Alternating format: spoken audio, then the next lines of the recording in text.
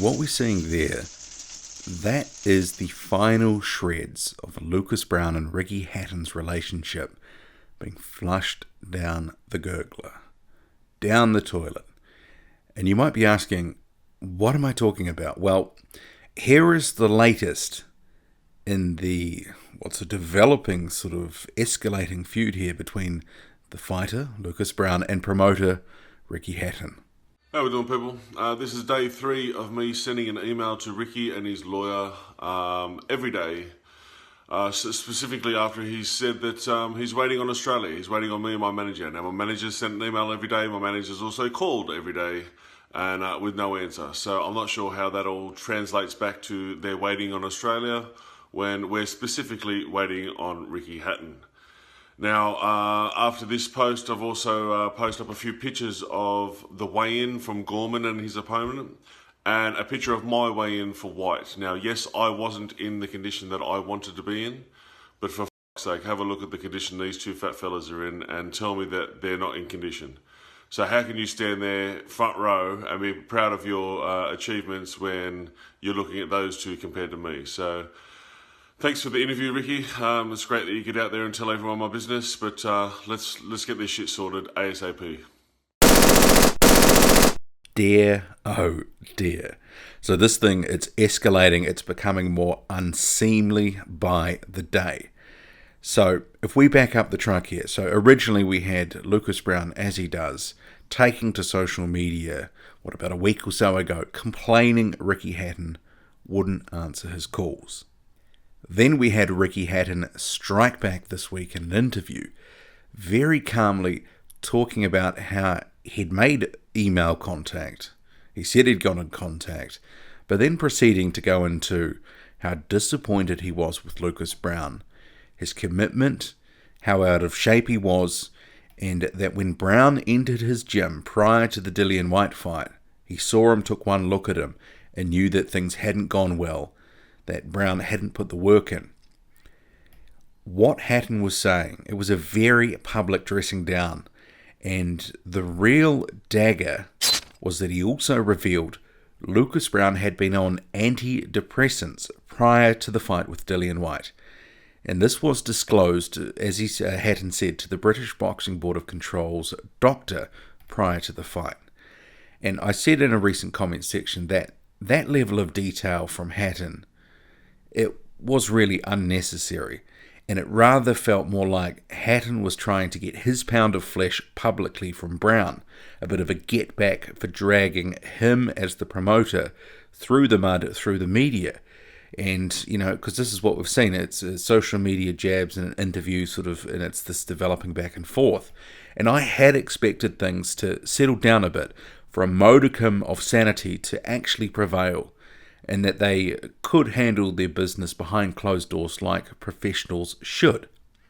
But no, we've now had Browne out on social media again, that clip at the start, essentially calling Ricky Hatton a liar, saying no email has come, his manager's waiting, look, it's day 3, I've been waiting patiently, what's happening, Ricky Hatton? Please send an email, do something.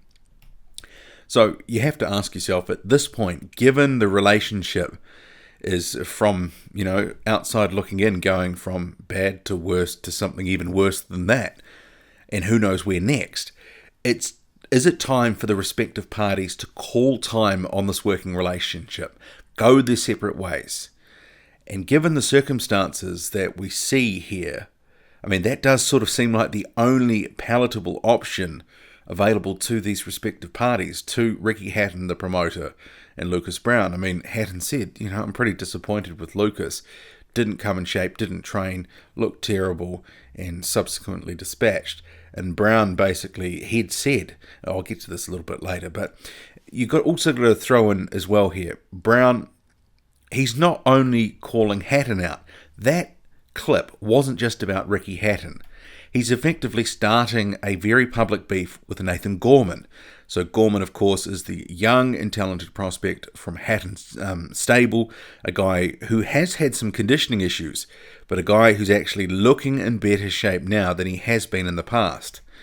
And let's actually fact check a little bit of what Lucas Browne is saying here, because He said, look at these guys. So Gorman fighting Sean Turner, basically saying they look a right mess. So we look at the weigh-in.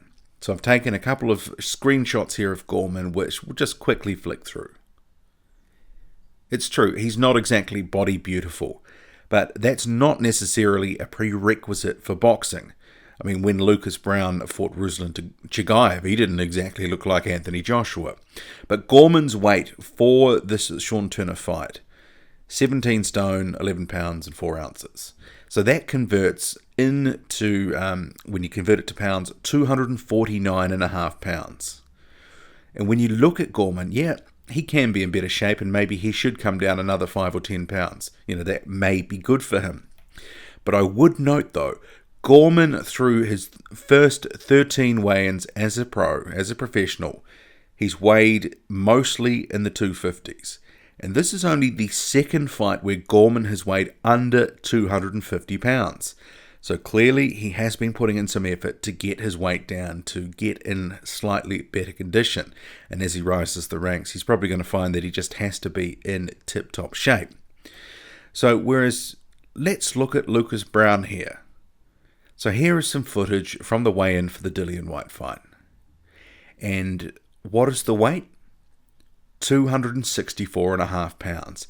That's right, 15 pounds heavier than Gorman, and also 15 pounds heavier than his career best performance against Ruslan Chagaev in 2016. So Lucas Browne, it's a bit rich to tee off on Gorman when you were still 15 pounds heavier than him for your fight a couple of months back. And I'll just throw this in here as well. Does this jab at Gorman, because Gorman is the up-and-comer here in the Hatton stable, does this jab at him and his weight, does it reek of a bit of sort of stablemate jealousy?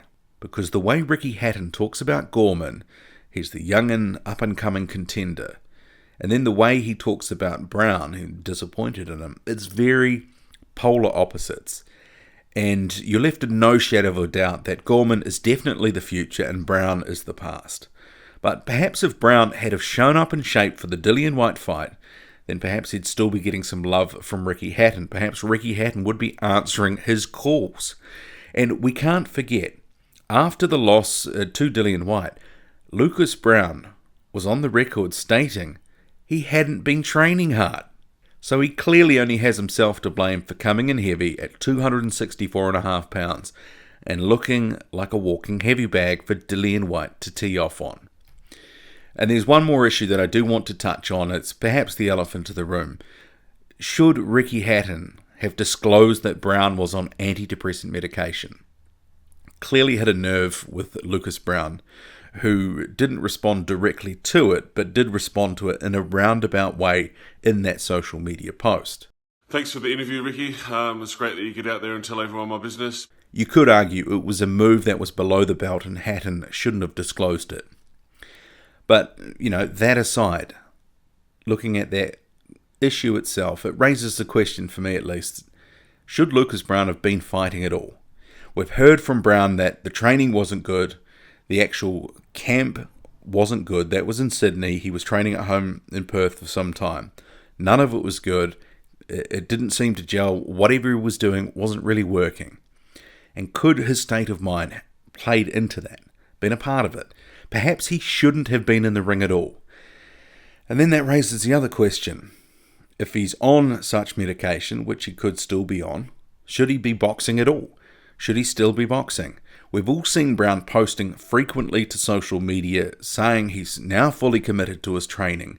There's been a sort of flurry of posts, almost, it is daily. And he's trying to paint a picture of dedication.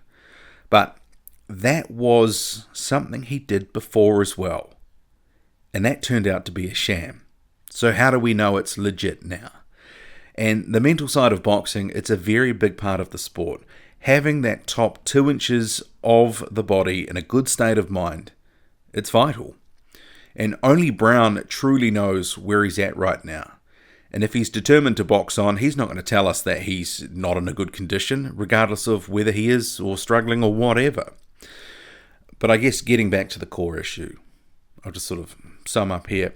Ricky Hatton, Lucas Browne, They need to button down this escalating situation that they're very publicly playing out on social media and through the media. It does not serve each other well, and it's looking like some petty tit-for-tat situation now. And perhaps Browne, he needs to get on a plane and actually go face-to-face with Hatton and say, look, what is happening here? Am I going to be fighting? What's happening with my contract? Have a sit down. But maybe Hatton is also trying to send Lucas Browne a signal that he should retire. But if they can't work this out, then they should go their separate ways. And maybe they should try to handle this situation like the so-called professionals that they apparently are, sort it out behind closed doors. Because if they don't, they just keep wearing an increasing amount of egg on their faces. Well, that's my thoughts on it. What do you make of it all? Drop a comment loud and often. Hit like, hit subscribe, follow me on Twitter, boxing_squared. I'm out.